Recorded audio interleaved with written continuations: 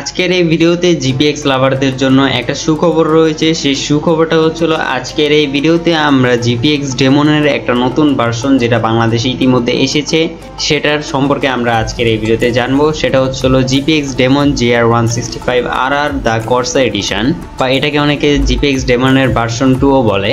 তো আজকের এই ভিডিওতে আমরা এই বাইকটার স্পেসিফিকেশন, প্রাইস ইত্যাদি সকল বিষয় জেনে নিব এবং এই বাইকটার আর আগের মডেলটার মধ্যে পার্থক্য কি সেটাও জেনে নিব।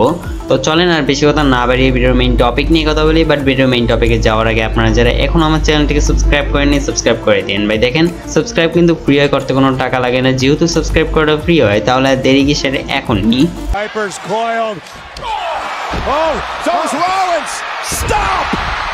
শুরুতেই কথা বলি এই বাইকটার পরিবর্তন নিয়ে, যে এই বাইকটার আগের বাইকটার মধ্যে কি পার্থক্য রয়েছে। এই বাইকটাতে আপনারা একটু পাওয়ারফুল ইঞ্জিন পাবেন এবং এই বাইকটার গ্রাফিক্স কিন্তু আগের বাইকের তুলনায় অনেকটা পরিবর্তন করা হয়েছে, মানে পুরোপুরি পরিবর্তন করা হয়েছে।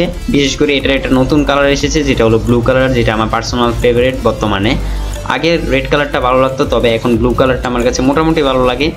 এছাড়া বাকি যে কালারগুলো এনেছে সেগুলোতেও কিছুটা মানে আগের মতনই রয়েছে ভাইব, তবে ওগুলোতে স্টিকার দিয়ে ওইটার তুলনায় একটু পরিবর্তন করার চেষ্টা করেছে।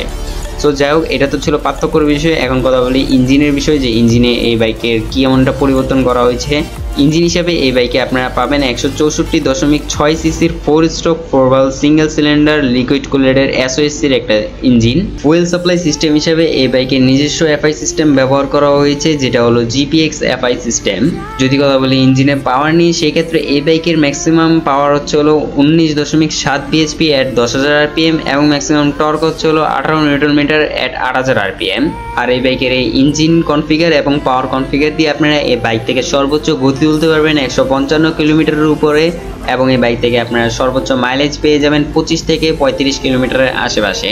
সো এই তো ছিল এই বাইকের ইঞ্জিনের বিষয়ে। এখন কথা বলি এই বাইকের টায়ার এবং ব্রেক নিয়ে। সো এই বাইকের ফ্রন্ট হুইলে আপনারা 100/80 সেকশনের টায়ার পাবেন এবং রেয়ার হুইলে আপনারা 140/70 সেকশনের টায়ার পাবেন। ব্রেকিং সিস্টেম হিসেবে এই বাইকের ডুয়েল ডিস্কের সঙ্গে ডুয়েল চ্যানেল ABS থাকছে, যেটাতে ফ্রন্টের ক্যালিপার 2 পিস্টন ক্যালিপারের এবং রেয়ারে 1 পিস্টন বা সিঙ্গেল পিস্টন ক্যালিপার ব্যবহার করা হয়েছে। এছাড়া এই বাইকের রাইডারের কমফোর্টের জন্য ফ্রন্টে USD সাসপেনশন ব্যবহার করা হয়েছে বা আপসাইড ডাউন সাসপেনশন ব্যবহার করা হয়েছে এবং রেয়ারে মনোশক সাসপেনশন ব্যবহার করা হয়েছে, যেটা 7 স্টেপ অ্যাডজাস্টেবল সহকারে থাকছে।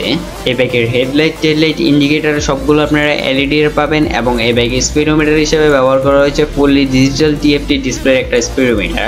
এখন একটু কথা বলি এই বাইকের বডি ডাইমেনশন নিয়ে। এই বাইকের length 2020 millimetre, height 1145 millimetre, seat height 815 millimetre এবং গ্রাউন্ড ক্লিয়ারেন্স 159 মিলিমিটার। এই সব কিছু মিলিয়ে বাইকের ওজন গিয়ে দাঁড়ায় 155 কেজি, যেটা ঠিকঠাকই রয়েছে বা একটু বেশি বললেও বলা যেতে পারে। তবে যারা আসলে উচ্চতার দিক দিয়ে একটু 5 ফিট 6 ইঞ্চির মতন আছে তারা আর কি এই বাইকটাকে ইজিলি রাইড করতে পারবে।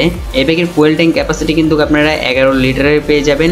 আর এই বাইকের ফুয়েল ট্যাঙ্ক যদি একবার আপনারা পুরোপুরি ফুল করেন সেক্ষেত্রে 250 থেকে 300 কিলোমিটারের মতন মাইলেজ ইজিলি পেয়ে যাবেন। সো যাই হোক, এই তো ছিল এই বাইকের স্পেসিফিকেশনের বিষয়। এখন কথা বলি এই বাইকের প্রাইস নিয়ে। এই বাইকের প্রাইস বাংলাদেশে নির্ধারণ করা হয়েছে 3,74,999 টাকা, যেটা প্রায় 3,75,000 টাকার মতনই বলা যেতে পারে।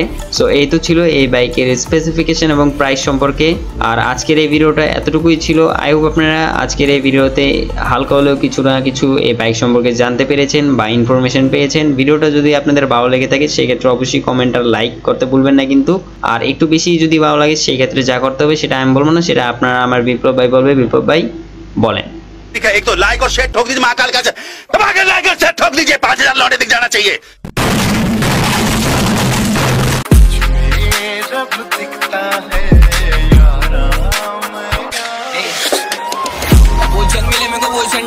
आगे मचा बोले रिस्क डरेंगे पढ़ने से आगे में